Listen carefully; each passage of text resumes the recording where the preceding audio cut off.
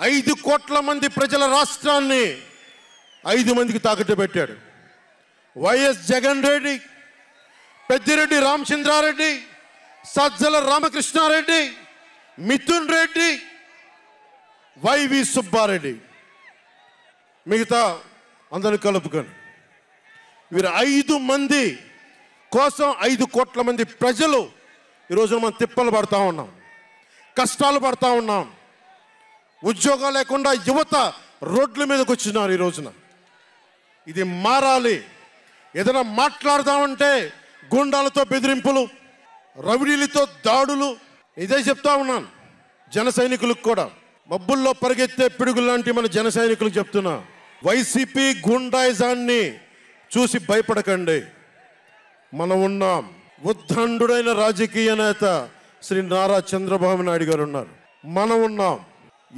ఈరోజు చెప్తా ఉన్నా, వచ్చే 45 రోజుల ఎన్నికల్లో వైసీపీ గూండాలకి, వైసీపీ క్రిమినల్స్కి ఈ జెండా సభ నుంచి హెచ్చరిస్తున్నా, మీరు మా సభల మీద కానీ, మా నాయకుల మీద కానీ, తెలుగు తమ్ముళ్ళ మీద కానీ, జనసేన సైనికుల మీద కానీ, వీర మహిళల మీద కానీ, తెలుగు మహిళల మీద కానీ, సామాన్య ప్రజల మీద కానీ వైసీపీ గుండాలు దాడి చేస్తే, భయపడితే, బెదిరిస్తే నేను ఈ రోజున మీకు మాటిస్తున్నాను, వైసీపీ గుండాలకి మక్కెలు ఇరగ్గొట్టి మడత మంచంలో పెడతాం, మర్చిపోకండి.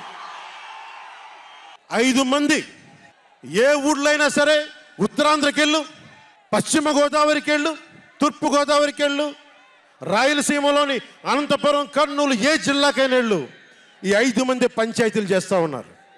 ఈ 5 మంది. మిగతా వారికి ఎవరికి అక్కడ రాష్ట్ర వనరుల మీద కానీ, వేటి మీద కానీ ఆధిపత్యం లేదు, హక్కు లేదు. ప్రతి దానికి ఎవరు ఎంత కావాలి, ఎంత ఇవ్వాలి అనేది వీళ్ళు చెప్తారు. ఈ 5 మంది చెప్తారు. ఇది క్లాస్ వార్. జగన్ మాట్లాడితే ఒక్కడు అమ్మా నేను ఒక్కడేనమ్మా, అమ్మా నేను ఒక్కడేనమ్మా అని సాగు కొడతా ఉంటాడు.